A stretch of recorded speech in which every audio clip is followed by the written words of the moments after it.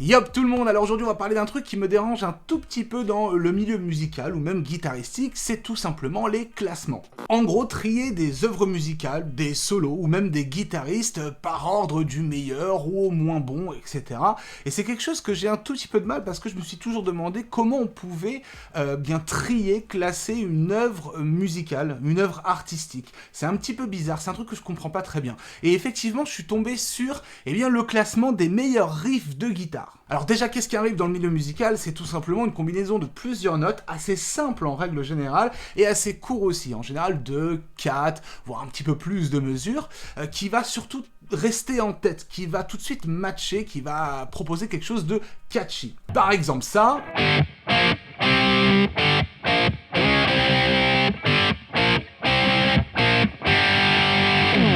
Voilà, ça, c'est un riff, ça marche tout de suite, ça rentre bien en tête, c'est court, on retient, merci, au revoir.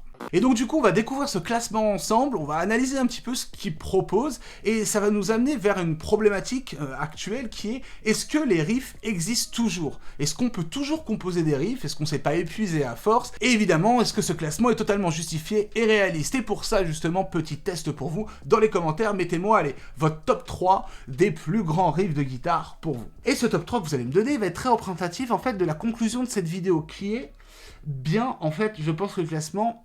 ça sert à rien. Parce que vous allez voir que vous allez tous avoir des choix différents, j'en suis sûr, et ça va être très drôle. Donc faites ce truc-là, et on débriefe après en fin de vidéo. Avant d'entrer dans le vif du sujet, je vous présente la marque qui m'accompagne pour cette vidéo, et je vous retrouve juste après. Boum! Le Digital Wireless Guitar Pedal System de Shure. Alors vous allez me dire, c'est quoi encore cette chelouterie? Réellement, c'en est pas une, c'est vraiment un matériel de très grosse qualité, hein. Shure, on connaît très bien. Donc ça, en fait, c'est tout simplement leur dernier système de guitare sans fil, mais sous forme de pédale. Très intelligent. On a deux choses. On a effectivement la petite pédale et l'émetteur. L'émetteur qu'on vient soit glisser dans notre poche, soit le mettre de côté, etc. Parce que c'est vraiment du sans fil. Donc comme j'ai dit, c'est un format pédale. Et ça change pas mal la donne par rapport à ce qui se fait déjà. D'habitude, on a des émetteurs sous forme par exemple de rack qu'on peut mettre derrière en répétition, en live ou quoi que ce soit. Et on n'a pas trop la main dessus. Là, en fait, vous l'aurez sous les pieds directement. Donc le fait que ça soit sous les pieds, ça facilite plein de choses et surtout, ça présente beaucoup d'avantages. Le premier, c'est que ce n'est pas qu'une pédale sans fil, c'est tout simplement aussi un accordeur. C'est-à-dire que boum, pour ceux qui ont des pédaliers, vous dégagez votre accordeur, vous avez ça et ça fait accordeur et système sans fil. Donc globalement, c'est vraiment réfléchi de manière à faciliter la vie du guitariste, que ça soit en live, en répète ou même à la maison. Ce qui nous fait beaucoup peur avec ce genre de système, c'est tout ce qui est perte de qualité sonore ou même interférence. Là, pas de problème, on fait un petit test, vous allez comprendre pourquoi. Donc ce qu'on va faire, c'est que je vais le débrancher, appuyer sur plein de petits boutons pour déparamétrer, voilà, tout simplement, et vous allez voir qu'il n'y a rien besoin de faire, j'ai juste allumé l'émetteur, et boum, normalement, j'ai du son directement. En gros, ça marche tout de suite parce que l'émetteur et le récepteur ont des ID communs et ça se détecte directement, il n'y a pas de linkage ou de paramètres à faire. De plus, je vous parlais des interférences, des parasites ou quoi que ce soit. Alors on va tout simplement faire un truc, je vais allumer mon son de guitare, je vais jouer, et je vais laisser traîner. Regardez, pas un bruit. Qualité parfaite. Et pourquoi il y a cette qualité-là? Parce que Shure a fait les choses bien sûr deux points. Premier point, c'est leur technologie du Digital Wireless Audio qui est exceptionnelle. Ça a été travaillé vraiment de manière très professionnelle. Et la deuxième chose qui est peut-être la plus importante, c'est qu'il y a leur nouvelle technologie du Dual Band. Et ils proposent aussi une technologie de largeur de bande de 5,8 GHz au maximum, ce qui fait que là, on est vraiment au top pour, encore une fois, la transparence, la propreté. Donc, confiance absolue en termes de qualité de son. Et alors moi, pourquoi je l'utiliserais notamment bien pour les lives que je vais avoir avec mon groupe, parce que je vais utiliser ça je pense, parce que déjà c'est hyper robuste. On sent, alors là vous pouvez pas le toucher, mais on sent dans la qualité, les matériaux utilisés, que c'est méga robuste. Donc pour l'utilisation nomade ou quoi que ce soit, mortel. Deuxième chose, j'ai déjà dit, la facilité et l'ergonomie que ça propose. La facilité aussi où dès qu'on se branche, boum, ça détecte, alors ça c'est magique, pas besoin de paramétrer, ça c'est mortel. Le système de recharge avec une batterie lithium assez particulière qui déjà va très vite, j'ai mis quelques minutes pour recharger et qui tient 12 heures. Ce qui est super cool aussi, c'est qu'il y a plein d'options internes, par exemple on peut régler le niveau d'entrée de sa guitare au cas où on a des petits soucis pour booster un petit peu le son. Grâce à la pédale, on peut directement aussi muter son son. Sur le petit écran, vous remarquerez, on a aussi un visuel qui nous indique le niveau de batterie de notre émetteur. Donc en fait, on a toutes les informations devant les yeux. Donc si vous voulez checker ce modèle qui existe en plusieurs gammes pour plusieurs types de musiciens aussi, cette version c'est le GLX D16+, plus, eh bien je vous mets un lien dans la description qui vous emmènera directement sur la page de Shure. Donc n'hésitez pas à aller checker ça, et puis nous on repasse à la petite vidéo. Ok, donc je suis devant le fameux article qui relaie effectivement ce classement qui venait de Total Guitar et Guitar World. Donc vraiment des gros mastodontes de la guitare. Ils nous ont fait un top 10, on va commencer du 10e jusqu'au premier, on va voir tout ça. Donc le 10e, c'est le grand, le maître, Jimi Hendrix avec le morceau Purple Haze.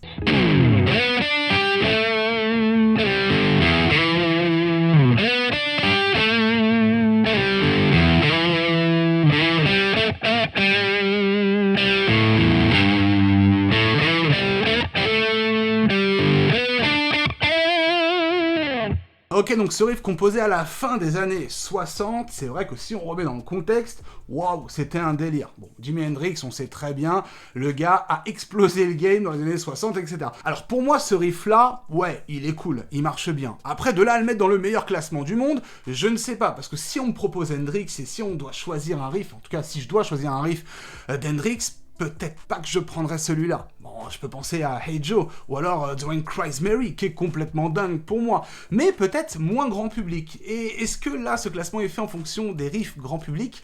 Avec Purple Haze, j'ai l'impression que c'est un petit peu le cas. D'ailleurs, Hendrix, je trouve que c'est un sujet assez complexe. Est-ce que vous, il vous a, on va dire, traumatisé ou influencé pour faire de la guitare? Parce qu'on parle souvent de lui en tant que maître, mais à chaque fois que je discute avec quelqu'un, c'est jamais Hendrix et la référence. C'est un petit peu bizarre. Ok, donc on continue avec la 9e position, et là, on nous propose La Grange de ZZ Top. Alors, La Grange, fameux riff, je vous le joue.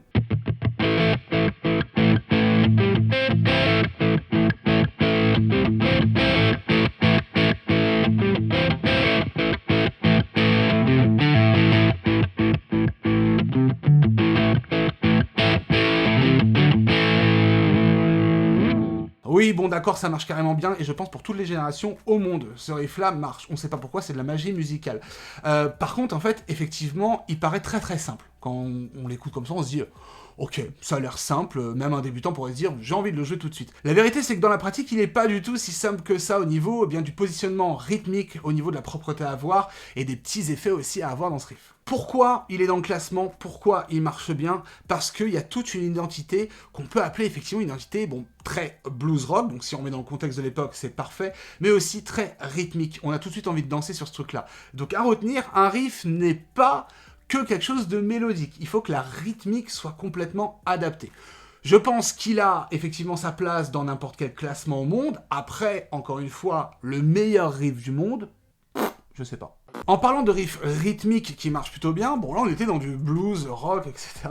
Et quand je vois la 8e position, on nous annonce, je suis assez surpris, Walk de Pantera. Bon, je vous le joue et on débriefe juste après.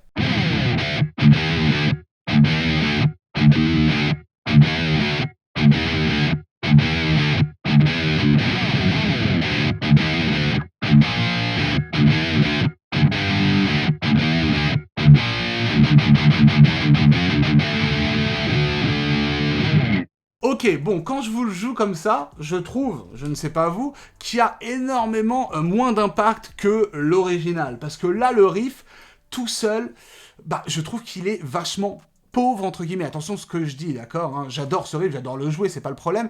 Mais je pense qu'il faut absolument qu'il soit accompagné, par exemple, d'une batterie au minimum, et pourquoi pas d'une basse pour la lourdeur. Donc, c'est là où on peut se dire que, est-ce que c'est le meilleur riff du monde? Pour moi, un riff doit marcher seul. Là, quand je le joue, j'ai pas cet impact que j'ai quand j'écoute le morceau de Pantera. Quoi qu'il arrive, si on prend le package global du morceau, donc cette partie-là, plus la batterie par-dessus et même le chant, ouais, on a un truc qui marche bien. Et vous voyez là, on a 2 notes. Vraiment, c'est l'impact rythmique avec 2 notes et... pour moi, c'est de la magie, effectivement. Mais encore une fois, c'est pas le riff seul. Alors, si on me fouettait pour vraiment faire un classement des riffs, dans le même esprit, j'aurais pas mis Walk à la même place, etc., dans le même délire, j'aurais mis plutôt Roots Bloody Roots de Sepultura.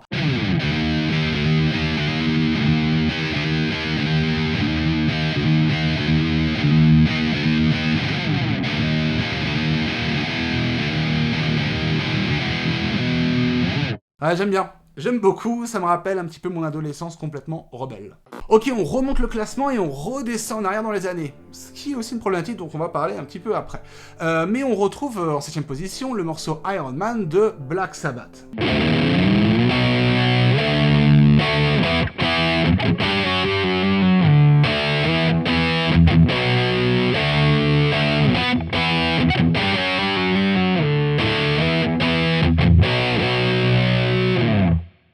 donc ce riff composé uniquement de power chords a le mérite, encore une fois, d'être très simple à retenir. C'est ce qui fait tout l'art d'un riff. En plus, encore une fois, si on se reprojette dans les années 70, sortir ça avec de la distorsion des sonorités un peu particulières, comme ça allait le faire Black Sabbath, eh bien c'est énorme. Après, moi, encore une fois, je trouve que chez Black Sabbath, il y a tellement de choses à retenir que celui-là, eh bien, c'est un petit peu à l'effigie du grand public. Donc je me demande encore une fois si ce classement n'est pas quelle est la musique plutôt qu'à le mieux marcher avec des riffs dedans. On pourrait réintituler, on va dire, ce classement comme ça. Du coup, si on passe à la partie juste au-dessus, donc 6ème position, on retrouve Enter Sandman de Metallica, forcément.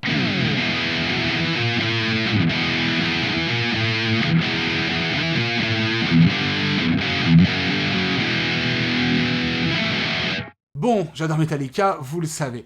Alors, Metallica, c'est pareil. S'il faut choisir un riff, je suis désolé, il y en a plein.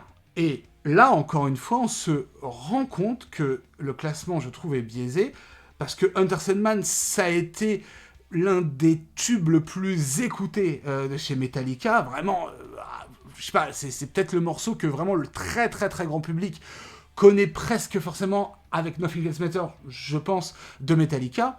Et pour moi, clairement, oui, le riff est cool, il marche bien, il a forgé mon adolescence dans le jeu, mais c'est clairement pas le meilleur riff de Metallica. Prenons juste Master of Puppets, qui, pour le coup, si on parle de riff, si on parle de pratique guitaristique, a dégommé un nombre énorme de musiciens en herbe, de guitaristes qui apprenaient. Enfin, Master of Puppets, c'est ouf. Prenons Battery aussi, qui est complètement juste dingue. Enfin, voilà. Et là, encore une fois, bien, on se base sur du business et du commercial, je trouve, en tout cas pour ce choix-là. Ok, ensuite, 5ème position, on retrouve un morceau de Van Halen, and Talking About Love.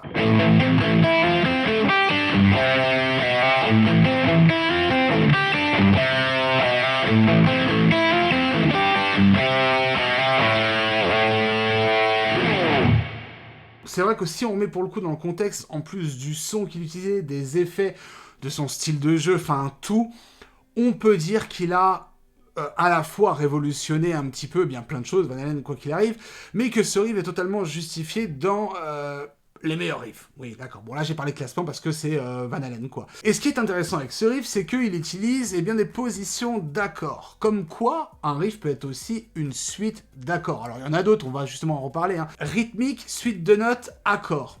Et avec ça, en fait, c'est pour ça aussi que je voulais faire cette vidéo, c'est que, est-ce que le mot riff est justifié tout simplement par une suite de notes? Voilà, je reviens un peu sur la définition que j'ai fait tout à l'heure. Est-ce que vraiment un riff doit avoir des limites ? Dans le temps, dans la vitesse, dans le nombre de mesures, dans le nombre de notes. Est-ce qu'au final, le terme riff est complètement quelque chose de justifié en musique? Voilà, on est un petit peu philosophique, c'est de la chelouterie philosophique, mais j'aime bien échanger avec vous, parce que peut-être je dis n'importe quoi, mais c'est important d'avoir de l'échange. Alors, 4ème position, on va aller assez vite, parce que c'est le fameux Smoke on the Water que je vous ai joué tout à l'heure.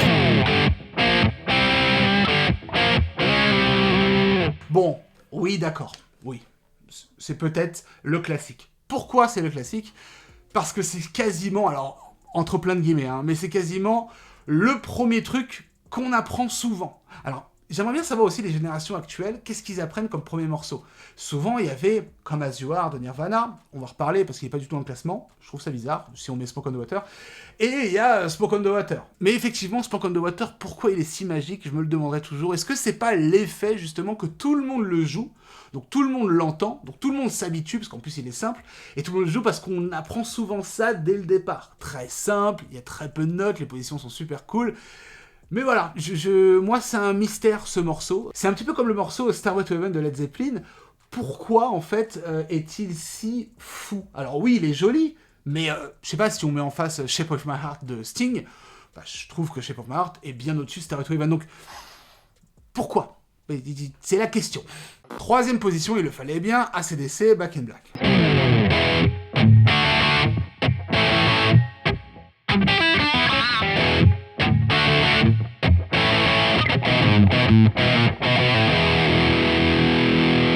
Et c'est pareil, réduire AC/DC à Back in Black, encore une fois, c'est très large, grand public, c'est celui qui a genre le mieux marché. Alors, quoique, non, parce que on peut mettre Highway 12, voilà, qui est aussi un riff au même niveau que Back in Black. On peut mettre TNT, complètement dingue aussi. Et du coup, je me demande sur quoi se basent ces classements. On parle quand même de Guitar World, d'accord? Sur quoi se basent ces classements? Sur, genre, qu'est-ce qui a le plus vendu? Qu'est-ce qui est le plus grand public? Ou qu'est-ce qui est le meilleur musical? Et encore une fois, je pourrais même pas vous dire, bah, Highway 12 est mieux que Back in Black ou l'inverse. Parce que pour moi, en fait, c'est selon la sensibilité de chacun, selon ce qu'on aime, ce qu'on pense, sur le moment, enfin, c'est pour ça que faire un classement dans le domaine musical, j'ai jamais compris. Comme les top 50, etc. Alors si, oui, les top 50, à l'époque, à la télé, c'était surtout par rapport au classement des ventes. Donc, les classements, c'est souvent, j'ai l'impression, quelque chose de business. Alors attention les amis, on arrive à la deuxième position, bientôt la première. Et la deuxième position, moi ça m'a surpris, mais bon, peu importe, Crazy Train de Ozzy Osbourne.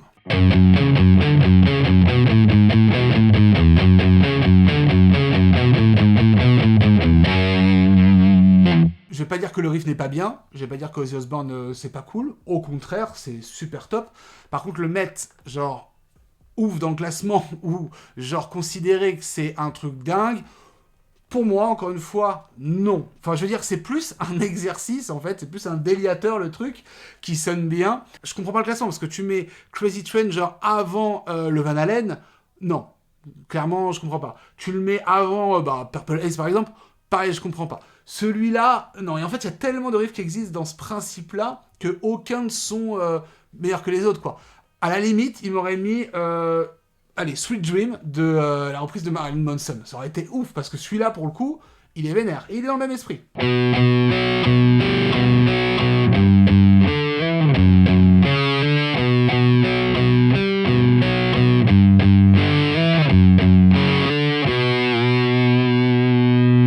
Bizarrement, celui-là, pour le coup, me parle plus. On est à peu près dans les mêmes positions, etc. Il est moins technique, peut-être, mais il est plus envoûtant. Mais après, c'est pour moi. Ça se trouve, vous qui regardez la vidéo, vous me dites, mais non, celui-là est naze, Crazy Train est mieux. Encore une fois, utilité des classements, 0. Et attention, premier du classement, par Total Guitar, Guitar World et compagnie, par des millions de personnes qui ont voté, c'est un morceau de Led Zeppelin, Whole Lotta Love. Bon, je vous le joue, et on débriefe après.